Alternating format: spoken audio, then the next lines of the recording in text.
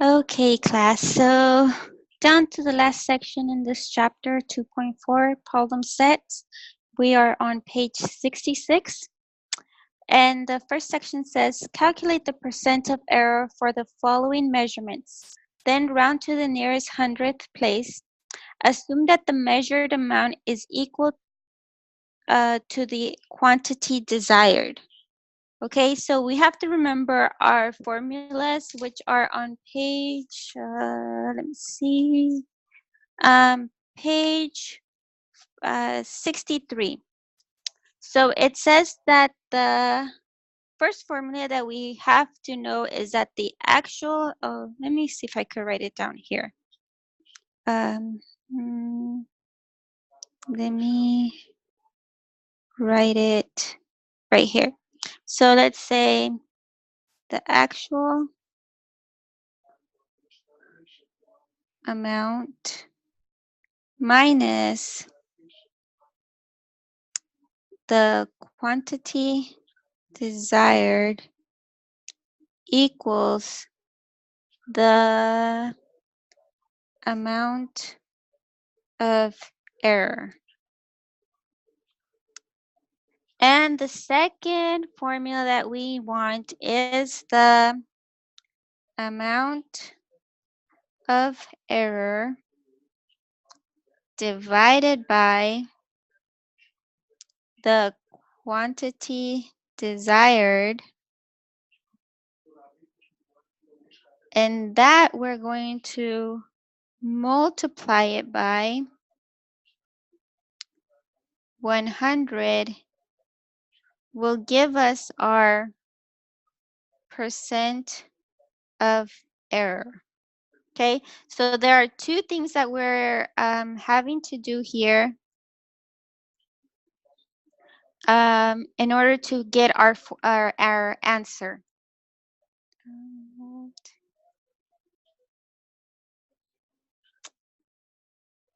Okay, so let's get started.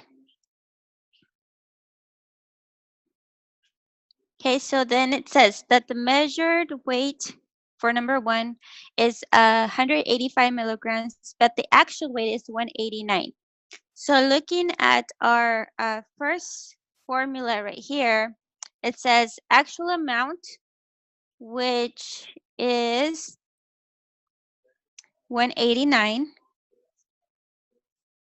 So 189 milligrams minus the quantity desired, which we said that our quantity desired is the measured weight, 185.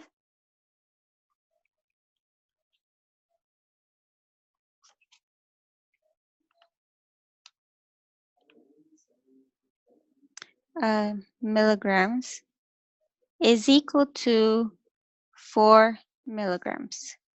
Now, our next formula says that the amount of error divided by the quantity desired times 100 will give us our percent. So the amount of error is 4. So we're going to go ahead and put 4 milligrams divided by the divided by the quantity desired, which is the 189 milligrams. Oh no, that's not it. It's the quantity desired is actually the 185. Divided by 185 milligrams times 100 will give us our percent. And that, we plug that into the calculator and we get 2.162. And again, it says to round off to the nearest hundred. So that's the 6th place.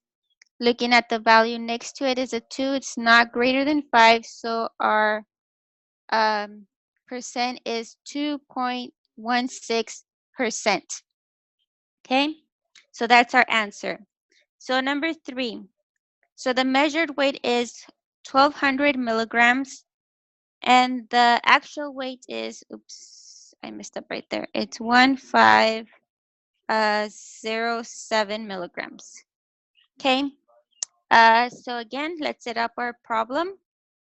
So we want the actual amount, which is 1507 milligrams, minus the quantity desired, which in this case is the measured weight, 1200 milligrams. You subtract those two and we get 307 milligrams. So our amount of error, which is the 307, divided by the quantity desired, which is the 1200 milligrams, times 100 will give us our percent of error. So plug that into the calculator and we get 25.583. And again, we're rounding up to our hundredths place. So that's the 3. It's not greater than 5. So that means we leave it as is. 25.58% is our percent of error. So number 5, the measured weight was 400 micrograms, but the actual weight is 415 micrograms. So again, actual amount 415 minus the desired quantity, which is 400, is equal to 15. Now 15 divided by quantity desired 400 times 100 will give us our percent of error. So that is equal to 3.75%. Okay? Okay, let's move on to, let's go to problem number 11. Okay? Let me erase this.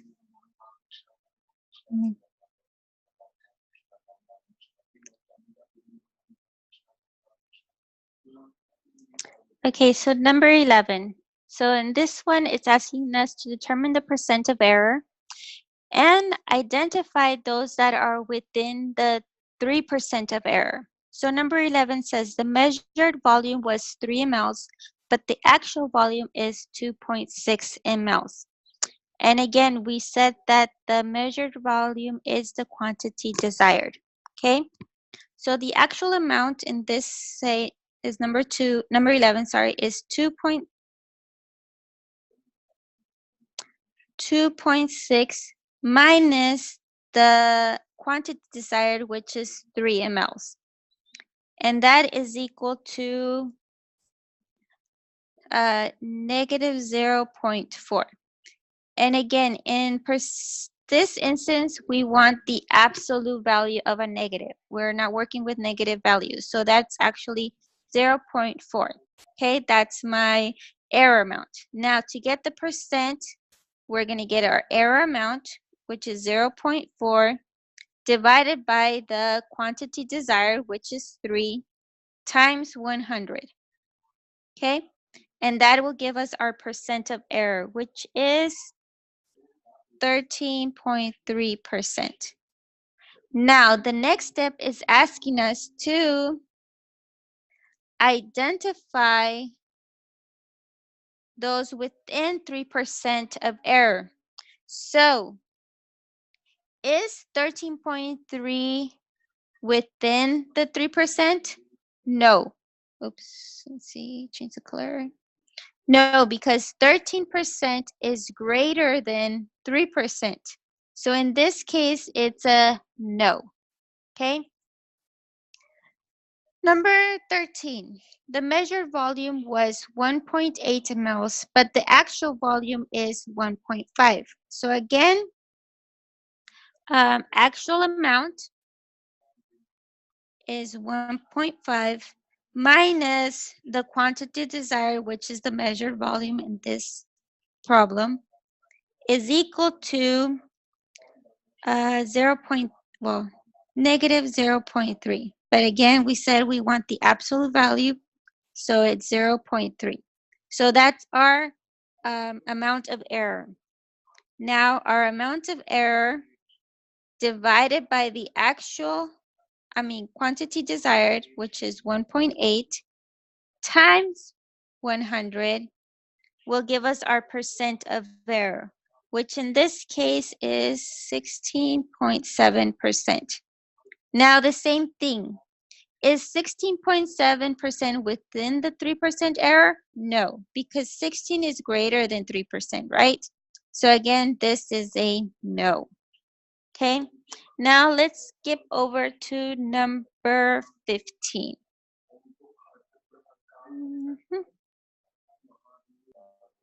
Okay, so number 11. Oh, no, sorry, number 15. Determine the percent of error and identify those within 6% error.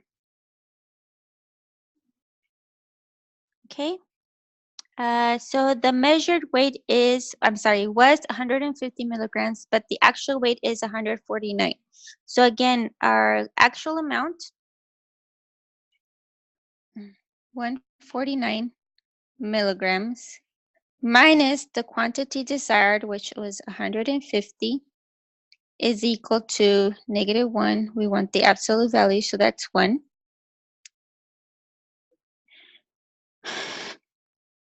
And now we're going to divide. So we're going to, our error amount, 1, divided by our quantity desired, 115 times 100, will give us our percent of error, which is 0.7%.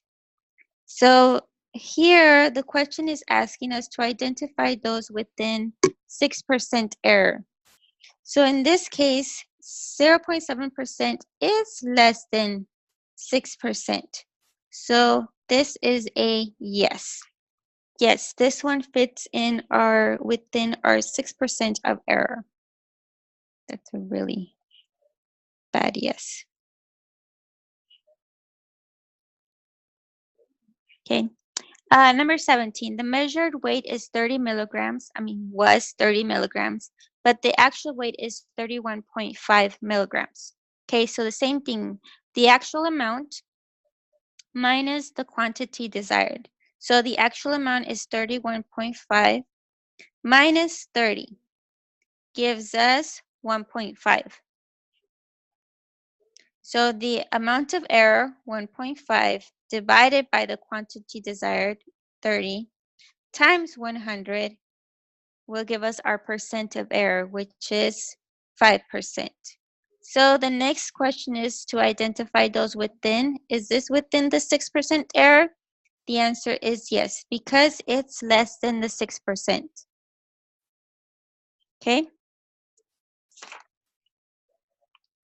So let's move on to the next section, problem number 19. Clear this. Okay, so this one says state the acceptable range of error for each of the following. Round to the nearest 100th place. So number 19, the desired volume is 200 mL and the percent of error is 0.5%. So we want a range. We want something that's going to be between. Okay. So in order to get that percentage of error, which is 0.5%, we're going to have to multiply that by 200 mL to get our desirable range. So before we can multiply, we have to convert that percentage to a decimal. And remember, we can divide by 100 or just simply move our decimal place 2 spaces to the left. So 0.5%. We're simply going to get rid of that percentage and move that decimal 2 spaces to the right. Okay, so then it becomes 200 times 0.005. Okay, and that is equal to 1 ml. So our percent of error is 1 ml. So in our range, we're going to get that 200 mLs and add 1 ml to it, which will give us 201 ml. And the same thing, we're going to do 200 mLs minus 1 ml. That will give us our 0.5% of error. Okay, so then our range will be 199 mLs to 201 mLs. So that will be our range. Okay, so number 21, the same thing. So what is our range? So we have our desired amount, which is 830 mLs, and our percent of error is 2%. Okay, so we're going to go ahead and change that percent to a decimal. So moving, so 2%, we're going to get rid of that percent and put an imaginary decimal there and move it 2 spaces to the left. Add a 0, put our decimal. And now we're going to go ahead and multiply. So 830 times 0.02 gives us 16.6 mLs. Now the same thing, to find our range, we have to add by that and subtract by it. So 830 minus 16.6 and 830 plus 16.6. And that will give us 813.4 mLs and 846.6 mLs. So our range is 813.4 mLs to 846.6 mLs. Okay, so again, this concludes section 2.4, percent of errors, and the end of chapter 2. And again, letting you guys know, if you have questions, need further assistance, email. Okay, or you can get a hold of Mrs. Palacios in the classroom on Mondays at, I believe, 11:20. So again, if you're gonna try to meet with her, send her an email to let her know that you have questions so she can assist you on Mondays in the mornings. And of course, we have our afternoon conference calls via the internet on Mondays at 3 p.m. Don't forget about that. And so if you guys have questions, meet me there online at 3, or you can get a hold of Mrs. Palacios as well. Okay, so see you guys in the next video. Bye-bye.